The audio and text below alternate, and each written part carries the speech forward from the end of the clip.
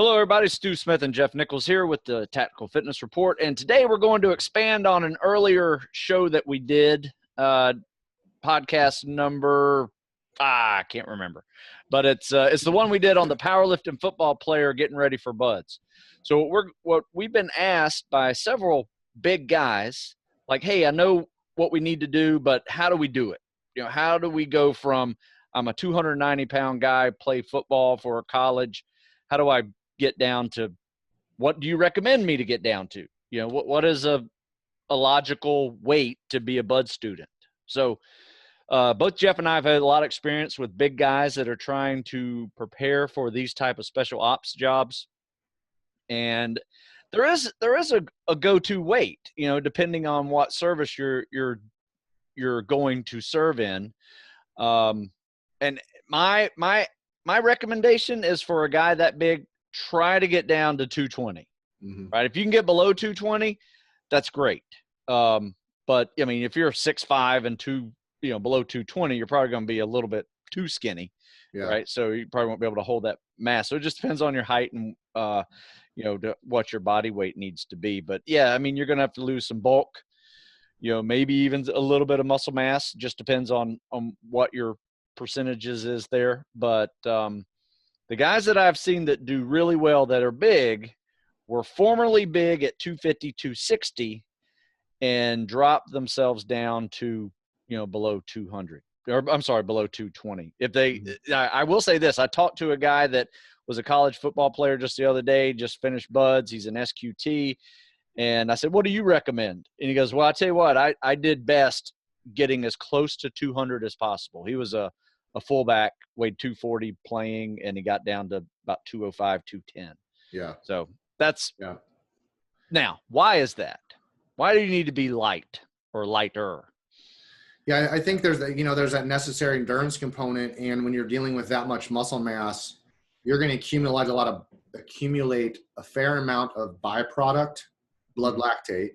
Yeah. That it's a pretty heavy mass to carry, and it's an interesting quick story, and I know I've mentioned him before, not by name, but just by former lifestyle. As a former bodybuilder, and he's been working his ass off. I'm super proud of him, and he calls me the other day. We talk once a week, try to at least, and he's got a full-time job and 30 years old, trying to get a waiver into the Navy to go to buds.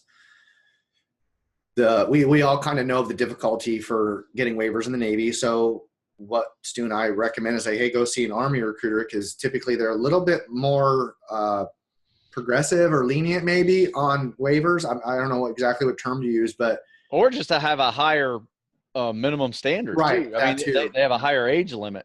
Yep. So guys like older people. Yeah. And it makes sense to me, and that's why I don't deserve an answer necessarily, or we don't deserve an answer of why the Navy feels that way. They do, and that's fine. That's their prerogative. But the Army's a little bit different. So he gets in his car, he drives to Houston. Like he's in Houston, I think he's going to drive across town because he got an appointment to have initial conversation with an Army SF recruiter, mentor in Houston, and shows up. And as Stu and I have talked about many, many times, if you're going to go see a recruiter, you be ready to PT. And sure enough, the SF guy, mentor, said, hey, you ready to PT? And he's like, yep. He had his clothes, he had his shoes, he's been hydrating, all that stuff. And he's like, give me your watch. So he gives him his watch, and he goes, run as fast as you can until I tell you to stop. That was it. And he's like, okay. Takes off running. He's like, all right, stop. Jump up on the pull-up bar. Go. And starts doing pull-ups. And the guy goes, get down. And the actual recruiter, talks to friend and client, and he goes, hey, what was my time? He goes, you were under 6. And this guy's 247. And he knocked out 15 pull-ups just easily, and he's like, yeah, get down. And then so that's the perfect scenario of putting all of this work in, starting at 300 pounds, putting in really good work in, showing up ready when it matters. He did it, right? Yeah. And now the recruiter's like, okay. We'll get back to you because we're going to get this going next week. Absolutely. Like, that's where he's at. You know what that recruiter's going to do? He's going to bust his ass for this guy. Yeah, he is. Yeah. He sees a great product, wants to And come into the military, and it's less work for him. And this is my thought, and this is something that I think we've touched on it, but I just really want to like capitalize it and highlight it and put italics to this statement and say, friend and client respects Special Forces community enough that he prepared. So SF guy and the recruiter, this guy respects our community enough that he showed up prepared. Yeah, and I love it. He respected it. And that is where sometimes you got to stop asking questions. When it comes to training, you just got to train.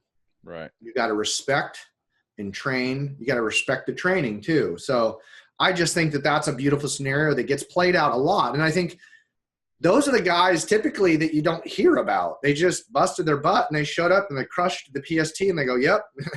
8 weeks later, they're at boot camp. Yeah. No drama.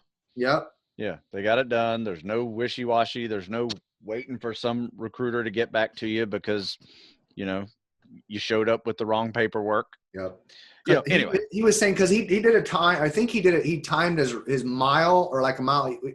He himself, when he actually timed it, I believe he said he ran like a 5:10 mile at 2:45.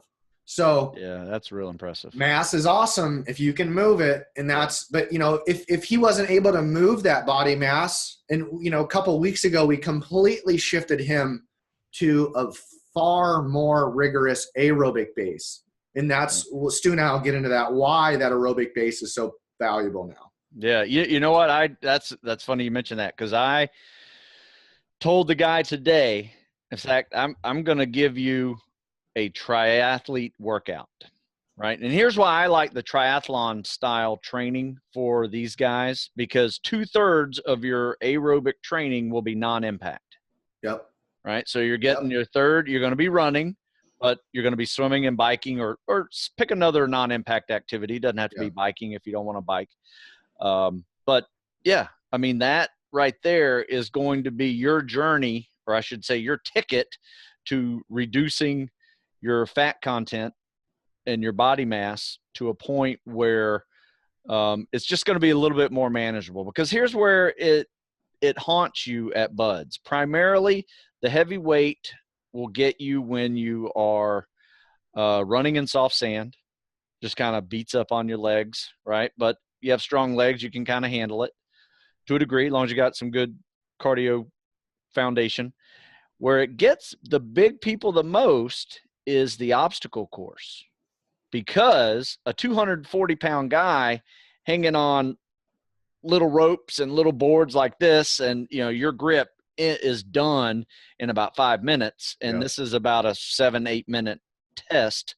That obstacle course. And if you're good, if you're good, fast, you're going to run in the 7s on the O course. So it's that's the biggest concern. In fact, we just had a great candidate from the Naval Academy get to Buds, and he was 240, could flat out run like your guy, and PT 30 pull-ups, big, strong guy, and good PTer, strong, you name it, ruck, whatever you have him do. But they actually kicked him out, an officer, for not being able to pass the obstacle course in the month that he was there. Yeah. Kicked him out. Yeah. And they even gave him a month to lose weight to try it again, see if you can come back 10 pounds lighter, do it again, and he still didn't do it. And he's now heading towards the fleet. And so that, I think, is the biggest reason. For a Naval Academy officer to get back to Buds is not possible, is it? I don't think so. Yeah. And aside from a flag officer or congressional intervention. Yeah. I mean, I guess the good news is he never really started Buds. Oh, okay. Never really started first phase. So I mean, he was all part of Buds orientation. He never made it into pre-Buds or whatever. Okay. Hopefully he gets a crack at it. Maybe. But yeah, so that's the why I think you need to lose weight. It just for one certain situation. But as Jeff alluded to earlier, that it does create a lot of product byproduct of all this activity that can really wear you out, get you really sore. Rhabdo happens to bigger guys more. Yeah, you got to look at the vascular nature of someone with more muscle mass, right? A larger engine on a vehicle will typically burn more gasoline, right? Its fuel consumption is higher. It produces, like we've already said, more byproduct to that combustion, right? And the combustion for the human body is blood lactate and creatine kinase and a bunch of other biochemical sort of things. But that's what we, and that's, so the point is of all this is like, with somebody big that's needs to lose just mass, fat mass and muscle mass potentially, we're emphasizing gaining a real good aerobic base to begin with, because that really good aerobic base helps you do exactly what Stu is saying, right? It keeps impact moderately low, okay? But it also, again, think about this. Like, let's say this person is, kind of like me, like fairly strong, not doing a whole lot of aerobic work other than swimming. As my aerobic base gets built up, and it has gotten built up, my recovery time, but from set to set to set in a resistance environment, then shortens a ton, because I have the capacity to buffer all of those byproducts, those negative byproducts. And so let's say someone weighs 275, 280, they're strong, but even when they get in resistance environment, they start doing metabolic work, like they're pooped. They can't keep going set after set after set. But if you start with a really good aerobic base, with the running, the swimming, the biking, elliptic glider, rucking, all these sort of things, and you do that for, 10, 12 weeks, what you're going to find is that your recovery time, I'm not talking the day from day to day. I'm talking you do a really good metabolic circuit of lower body push.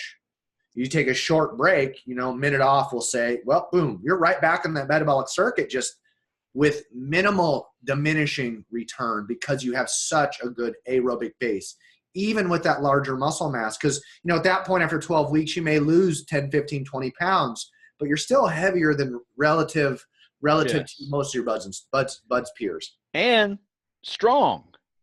I mean, you're still very strong. You're not going to lose a whole lot of strength. Like I said, and I wasn't that big. I mean, I probably, the biggest I ever got in college might have been 215 when I wanted to transition out of that powerlifting football phase into, be a good bud student. And I got down to 195, so it was 20 pounds, it looked different. I was able to see more definition. So, I definitely lost body fat. But I really never lost a lot of strength. And if whatever strength I did lose, if I went on a strength training program for 5 to 6 weeks, I was back at all my old maxes by then. Now, this was in my early 20s, and that's probably a lot easier to do back then. And also back then, I could actually outwork my diet. Yes. So especially at buds. Yeah. And even pre-buds. Pre-buds at the academy and all that. Yeah, for sure. Training, you can outwork your diet if you're in your 20s, low 20s. Once you start getting into your 30s, it's going to be a lot harder. Like your guy, probably a lot harder for him to outwork his diet. And he really needs to pull back on portion control, but also understand, his nutrient timing, when he needs these grams of protein, carbs, and fats, throughout his day. But, I tell you what, I'm going to make it real simple for you and just say this. And I don't like Jeff always says, don't like to speak in absolutes. But there's two things that you're going to need to do. One, you're going to have to try to outwork your diet, right? But you're also going to have to stop eating like a football player. Yeah. Whenever you got big, remember when you were in high school and they said, hey, you got to be 280 to play defensive tackle? Yeah. Well, you had to eat your ass off, take a lot of supplements and do all that stuff, lift heavy weights to get that big. Well, that's a habit that you create. You got to get out of that habit and start eating like a bird. Yeah. Right. And especially when you drive that work up, when you drive that new aerobic workload up, your body's going to get even more hungry. Yeah. So you're kind of like stuck between a rock and a hard place for a couple of weeks till your body goes, oh, we're not doing what we used to do. Right. We need to think about how we're metabolizing this food and how much. And that's again, this is a very common thread amongst everything that we talk about. Well, probably the most common thread throughout everyone, aside from maybe a wrestler, but even then, that's like depends on the weight class. Then too is like you need a year. Give yourself time. Yeah. Right. Give yourself time. Yeah. A year makes all the difference in the world, because if you have 80 pounds to lose, it's going to take you a year to do it in a healthy manner. Yes. And get in shape at the same time. And I'm not talking about just football shape. I'm talking about in pre-bud shape. And you can do both at the same time. You can have the curve going like this, your weight loss coming down and your fitness going up. Yep. I mean, that's definitely. And that's why you need that timeline. Yeah. It's because what's going to happen is over the first third of that year, your body is still going to be like, what the heck are we doing? Feed me. Yeah. And you're just going to have to be persistent and consistent. And you might have to change your caloric timing entirely. Yeah. So, because sometimes it may not be so much like change what you're eating. It might just be change when you eat, and then exhibit portion control. But again, it's probably not best. Like, let's say that someone that's 270, and again, we're going to give you I'm going to give you real rough numbers. Let's say you're at 270 and you're consuming 4,000 calories a day, 3,600. You made this change. You got to go to Budge. You got to drop all this weight. The first day you start, you shouldn't go down to 2,000 calories. Yeah. You start whittling that stuff away, 100, 200 calories every week or two. Yep. And then which is exactly what Stu is saying. He's made this shift now where the aerobic demand goes way up. That's why you don't want to just drop your calories out. You'll probably get overtrained very quickly. You might get sick. Yeah. And you don't want to. So that's why also you need that timeline. Absolutely. In fact, I would say this, your first month, don't even really change so much what you're eating.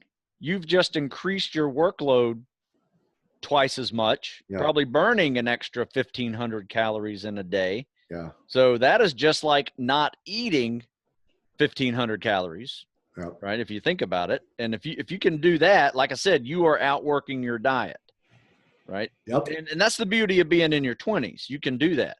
Like, I am on a weight loss program now, about to turn 50. And I can no longer outwork my diet. And I'm working out twice a day, probably 2.5 hours total. I'm probably burning anywhere between 15 and 2,000 calories a day. But I like to eat, and so that's the upside of good aerobic training too. Yeah. I mean, I do like to eat, and I've decreased my carbs to a point where I'm borderline ketosis, been playing around with ketosis diets for about 6 weeks now. They are good. However, the one thing that is the big part of that is also portion control. If I eat 6,000 calories of steak and chicken, bacon, right, still got 6,000 calories you got to metabolize still. I still got to metabolize that. So maybe for the next 2 days, I am not going to lose weight because I'm still in ketosis. But you still got 6,000 calories of animal fat in you, which is good, but not 6,000 or 3,000 even. It's just exactly. Yeah. And many times too is here's the thing too, when you're really, really light and really heavier than you need to be, whatever, again, I don't need to get numbers to that, but this will make sense. The common thread between the excessively light guy and the guy that's too heavy is really just, you might really want to look and see actually what your gross macro number is. Yeah. That be, if you're kind of, 170 pounds and my answer is going to be just eat more, eat less. But when you're 125 pounds and we want to put 20 pounds on you, or 270 want to drop 30 pounds, it's probably a good idea to start writing down your macros. You might go, the light guy might go, holy poop, I'm only consuming 1,600 calories. The big guy is going to go, I'm at 3,800. And so math is great. You look at it and go, man, I thought I was just eting a lot. But there's no gray area there. That's such a smart idea. I did that with this program that I'm on. I was going to do a week of counting every calorie that came in my body. And I'll tell you what, in about 3 days, I quit doing it because I knew what my problem was. Peanut butter. Yeah. I was snacking on peanut butter. I go grab a spoonful of peanut butter after breakfast. You know, grab another spoonful in between lunch and dinner. Grab one before bed. You know, then I do the math and I said, damn, that's almost 600 calories a day. Calories, yeah. I just put in my body. No wonder I'm Yeah. not losing weight and I'm busting my ass. So I just quit buying peanut butter and I started losing 2 pounds a week. I just did the opposite, Stu. I just bought more peanut butter this week. The peanut butter I got has CBD oil in it. That's even cooler. And that's where I'm like, but see, I'm using that as a pre-workout now. Right. Because I didn't want carbs, because I still wasn't satiated. I was like training like the last couple of weeks because I've been doing 2 days. And I'm like, man, I'm sitting in the pool going, my tummy's grumbling. I'm like, I just had like, 800 calorie breakfast.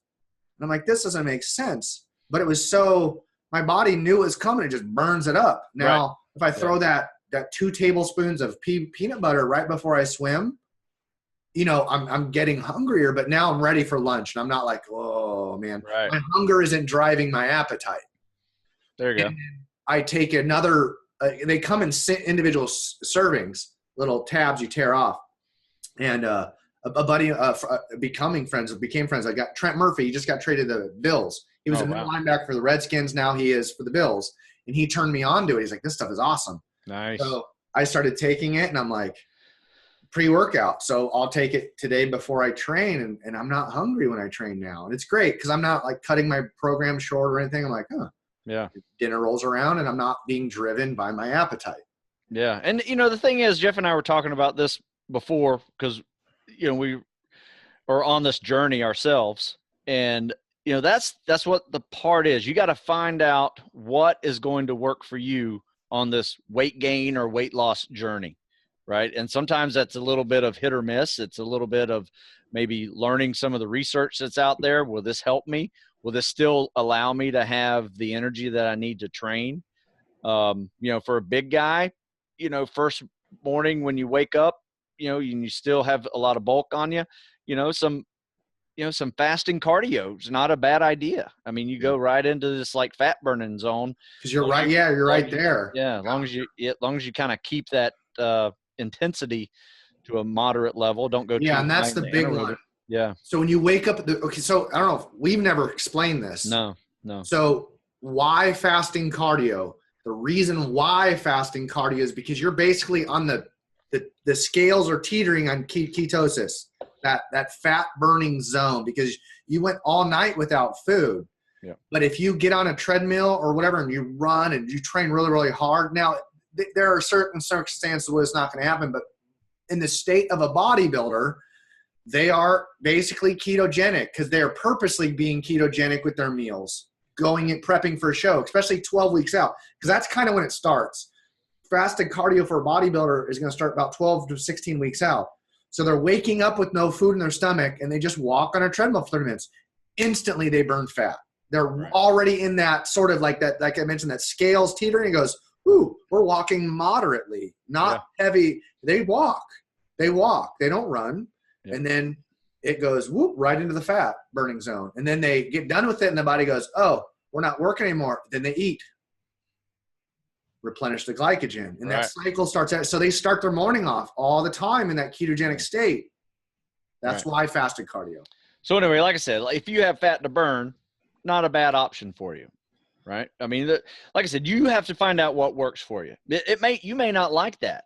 Sometimes I'll be honest with you. I like having, a couple of carbs before a hard workout in the morning, especially if I'm going anaerobic and I'm doing weights or high rep calisthenics or something. But if I know I have a 4-mile run in front of me, I'm going to take it nice and easy. I'm not doing sprints. I'm not doing intervals, not doing anything like that. I won't worry about, feeding myself before that event. So it just kind of depends on what you're doing. That's it. Nail on the head. You're just like, hey, I need to get faster. Well, you got to work speed. You're like, well, I need to drop fat mass. Okay, well, my training and my diet has to marry up. It's got to be in line with that goal. So if you're like, I don't understand, I'm doing all these sort of things, I'm training my butt off, but I'm not, then we got to go, okay, is the food that you're consuming in the same direction of where, like, hey, you're up here trying to drop weight, but your meal plan is opposite. And you're like, oh, okay, it's not okay. There's a reason. And that's the beauty of physiology in the body, is that there is always, this is the one of those few, there is always a cause and effect when it comes to the stimulus, how you train, you eat, how you sleep. It's all us. Yeah. I've always liked this. If you're trying to gain weight,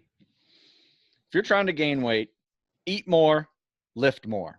In fact, remember the old saying, if you want to be big, you got to eat big and lift big. Yeah, Arnold. Love that one. Love that one. If you're trying to lose it, eat less, lift less, right? And do more higher rep calisthenics type stuff, working on your ability to buffer and that's all that byproduct.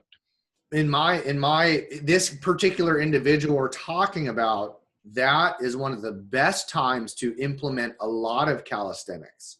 When you're building that good aerobic base, the calisthenics for this individual, because he is still probably fairly heavy, the calisthenics are going to provide enough stimulus to maintain that level of strength that Stu's talking about, right? Without affecting your aerobic goals. Yeah. And you know what?